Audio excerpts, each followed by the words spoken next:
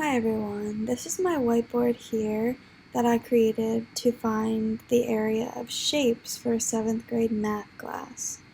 So for the lesson itself, the students will have watched this video here from Math Antics, and it goes over the basic definition of area and how to find the area of various shapes.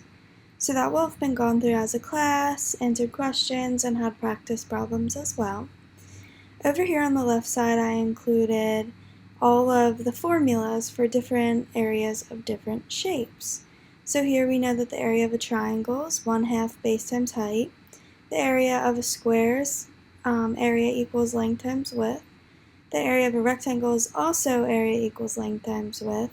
And then we have the area of a trapezoid, which is area equals 1/2, and then in parentheses you solve first, base 1 plus base 2, and then you multiply that by the height of the trapezoid itself.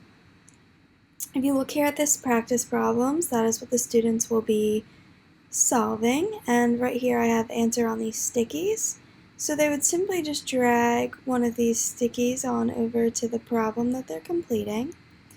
We have here what is the area of the triangle below, so they would put in the formula, and here they could type in their answer, which comes out to be 24.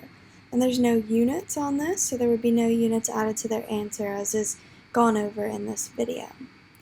For the next one, they can do the area of a square, which they know is length times width that I provided over here. So they would have 8 times 8, which is 64, and there is a unit, so it would be feet squared. The next thing they would do is go on to this problem down here for the area of a rectangle. So they could bring their sticky right on over there to solve that one. And they know that the area of a rectangle is also length times width. So they could simply put in 11 times 7 there, which gives them 77 inches, and that's also squared when we're completing area. And then they would bring their last sticky over to this last problem, which is what are the area of the trapezoid. And they know that the formula is 1/2 base 1 plus base 2 times the height. So that becomes 1/2 of 6 plus 8, and then you multiply that by the height, which is 4.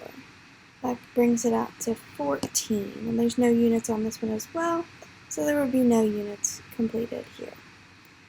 That would be the last thing they do, and they could submit this to me. I think this is a really invigorating way to present things, especially for math when it's typically pen and paper. This is definitely a useful tool to use for a math class in the future.